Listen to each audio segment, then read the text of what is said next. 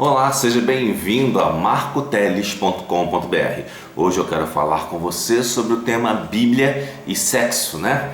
Ultimamente temos ouvido alguns discursos daquele pessoal que gosta de defender, por exemplo, que crente pode beber bebida alcoólica, que crente pode se tatuar, que crente pode fazer um monte de coisa que é característica das pessoas do mundo.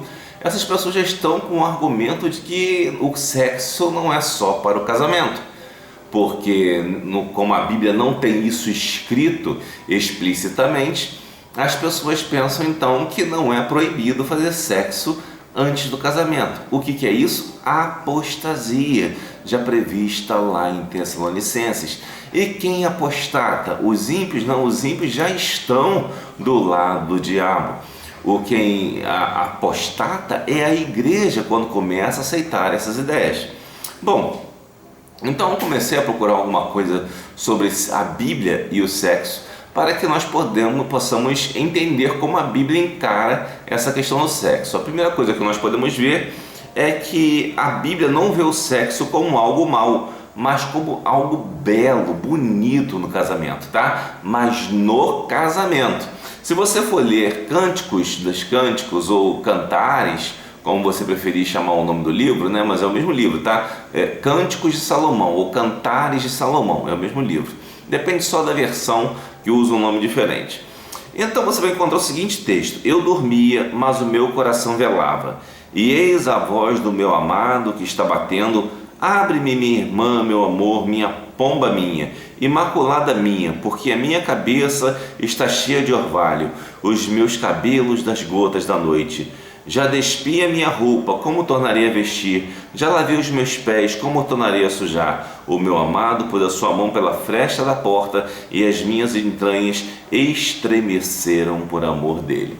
Você vê que esse texto aqui, podemos dizer que é um texto até um tanto quanto erótico, né? E ele está lá em Cantares ou Cânticos, como prefira, capítulo 5, versículos 2 a 4. E tem outros versículos desse mesmo sentido lá em Cantares, né? O que significa isso? Significa que sexo, ele é uma coisa bonita, porque Deus criou. Como tudo que Deus criou é bom, certo? Tudo que Deus criou é bom. Lá em Gênesis você vê que quando Deus terminou de fazer a criação, Ele olhou e disse, isso é bom, né? Mas entre uma coisa ser feita para ser boa e o uso dela ser ruim, tá? O uso, o verbo, a ação que se faz pode ser ruim.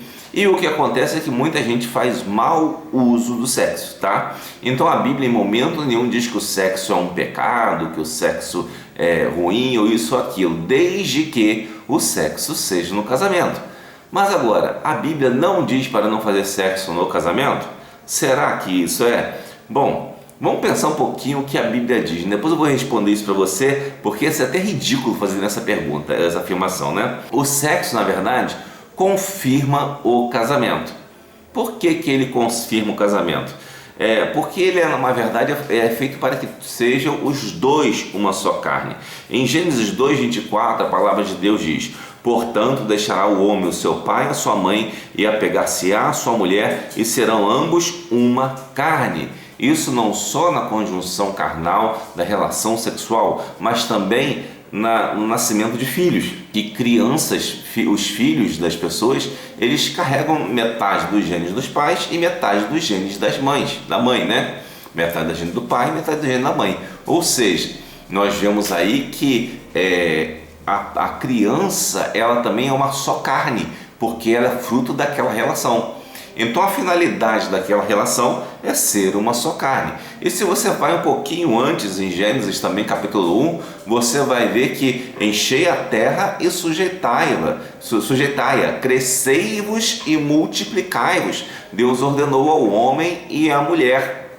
E é interessante então, nós vemos que Deus ordenou ao homem e à mulher que crescessem e multiplicassem. Então Deus mandou, façam sexo, né, para que tenham filhos, mas façam sexo da forma correta, né, para que tenham filhos. E quando Adão viu Eva, lá também em Gênesis 2:24 ou um pouquinho, ou 23, Adão olhou para Eva e disse: essa vai ser chamada varoa, por quanto do varão foi tomada.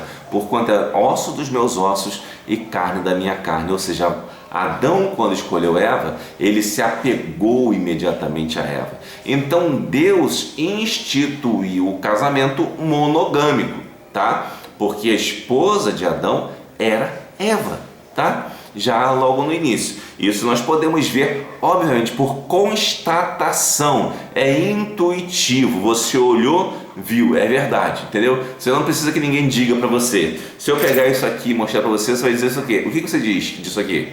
Vamos chegar mais perto. Isso aqui é o quê? Você está olhando. O que é? É uma chave.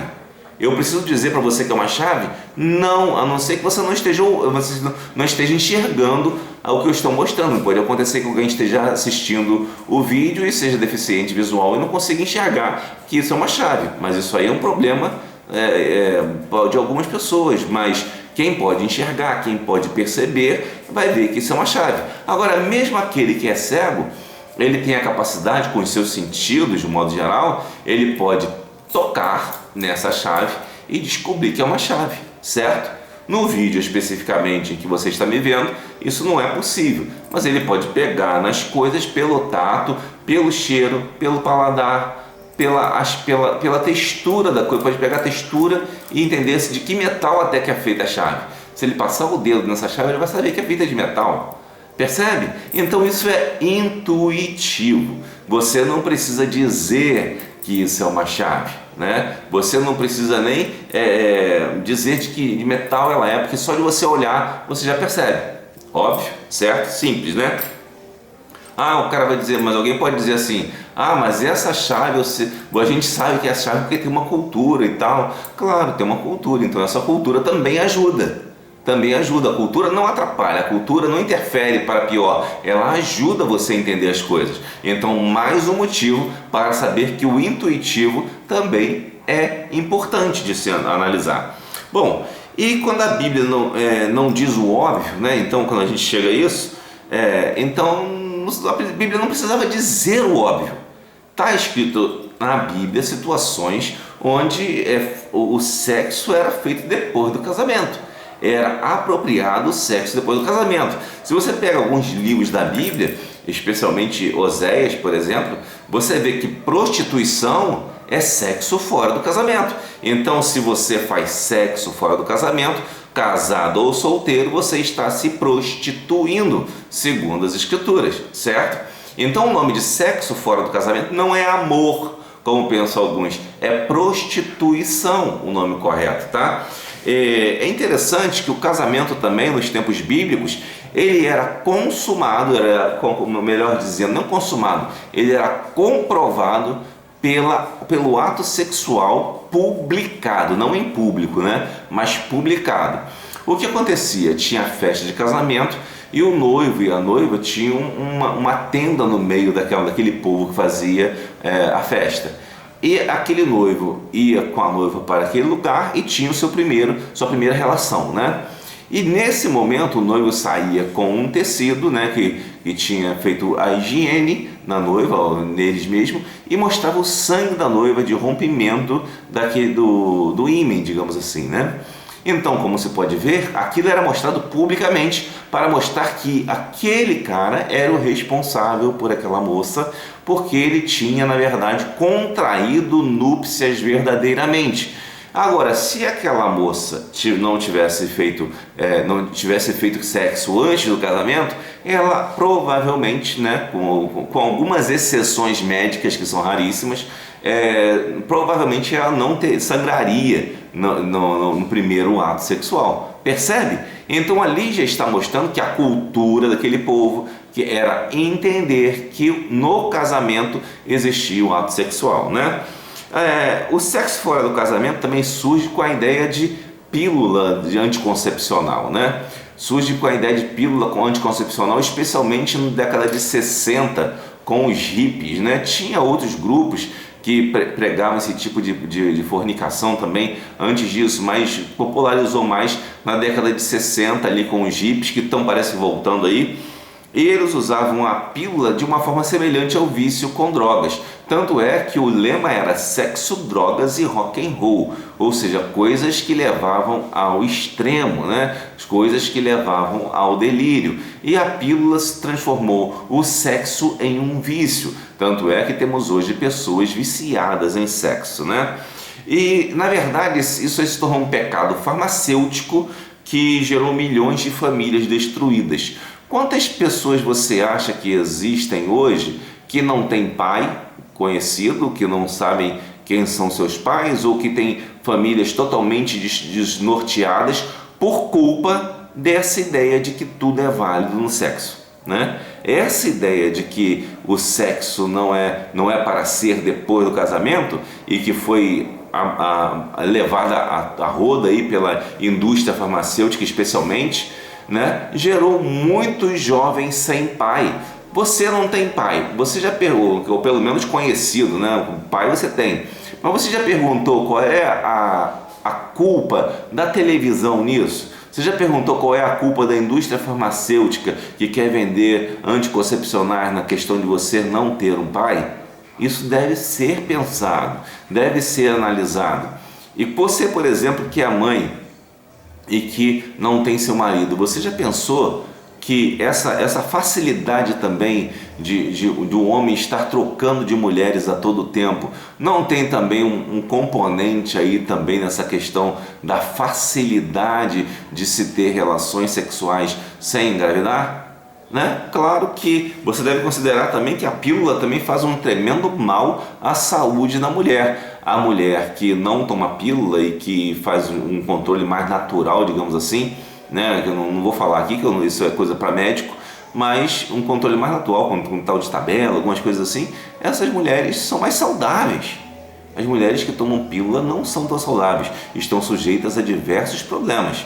Então, você vê que chega uma coisa e as pessoas acham que aquilo é normal, quando aquilo é antinatural, está se destruindo o organismo das pessoas e suas relações humanas para satisfazer desejos de pessoas poderosas. Bom, outra desculpa que usam é que o sexo é um contrato. Entretanto, sexo não é contrato, tá? Sexo é a união de vidas, tá? É diferente. Não é contrato, o sexo o casamento, melhor dizendo, é uma união de vidas através do sexo, tá? E você une tanto as duas vidas que elas formam uma nova criatura, um filho, né, com 50% de DNA de cada um, certo? Então é união de vidas, isso que é a definição de casamento. Não é contrato, porque uma das definições que eu achei aqui de contrato diz que o contrato cria, extingue e modifica o direito, tá? Então, vamos esquecer esse negócio de direito, porque direito pode ser qualquer coisa ser direito. Se amanhã ou depois, vamos dar um exemplo, né? Um exemplo bem absurdo. Se alguém definir que resolver transformar a escravidão em legal novamente, então novamente teremos um direito. Essa coisa absurda, essa coisa medonha se tornará direito novamente. Então pode ser que um direito seja extremamente maligno, assim como a escravidão já foi um direito de alguns. Tá? Então já é uma coisa extremamente maligna. Então o fato de ser um direito não garante que isso seja uma coisa boa, tá bom? Então, primeiro, o casamento não é um direito, mas na verdade é uma necessidade do ser humano. Porque quando Deus, lá em Gênesis 2, olhou para o homem e viu que ele não tinha uma esposa, e Deus criou uma esposa para ele, porque o homem necessitava de uma esposa, e a esposa também necessita de um marido, né?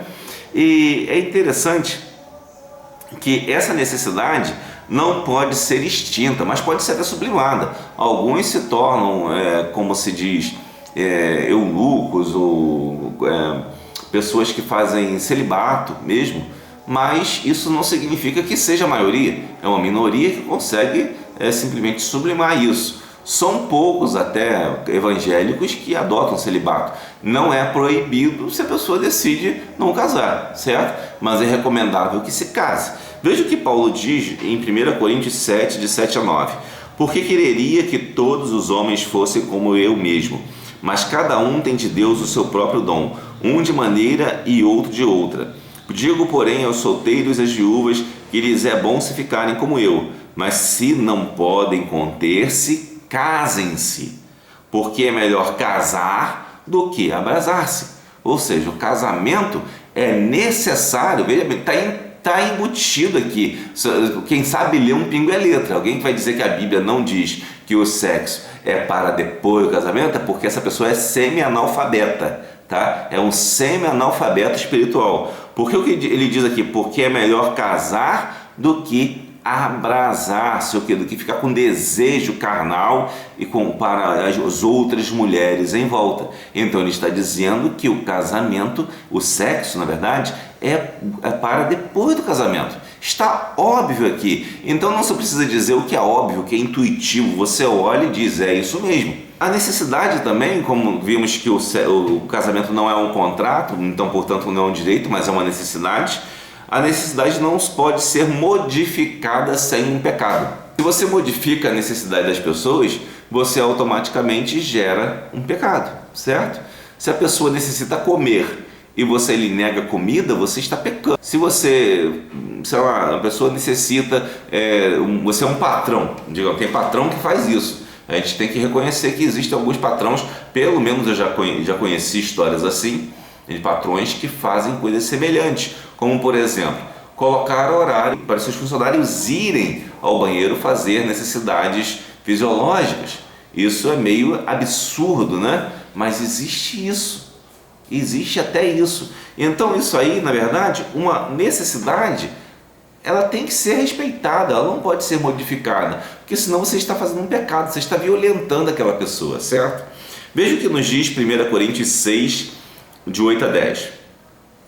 Mas vós mesmos fazeis a injustiça e fazeis o dano, e isto aos irmãos. Não sabeis que os injustos não hão de herdar o reino de Deus? Não erreis, nem os devassos, nem os idólatras, nem os adúlteros, nem os efeminados, nem os sodomitas, nem os ladrões, nem os avarentos, nem os bêbados, nem os maldizentes, nem os roubadores herdarão o reino de Deus. Certo? Então aqui ele está dizendo que uma necessidade, quando é modificada, ou seja, você pode ver alguma aqui: devassidão, idolatria, adultério, né? Efeminados, né? Sodomitas, ladrões. O ladrão, por exemplo, ele tem uma necessidade de ter alguma coisa, mas ele ultrapassa aqui, desrespeita as regras para atender aquela necessidade e rouba, né? O idólatra, ele tem uma necessidade de Deus, mas o que ele faz? Transforma essa necessidade de Deus em idolatria. Em vez de adorar o Deus verdadeiro, adora a ídolos, né? Os devassos são aqueles que não têm cuidado com o próprio corpo, que se expõem de qualquer forma, que se mostram de qualquer forma, né? Os adúlteros são aqueles que fazem sexo fora do casamento, que são muito semelhantes aos devassos. Só que a diferença entre os devassos e os adúlteros é que os devassos são aqueles escrachados, né, como se usa no termo popular. Os adúlteros, eles podem ser muito sutis e você achar que é uma pessoa extremamente respeitável, mas ser um tremendo adúltero, né?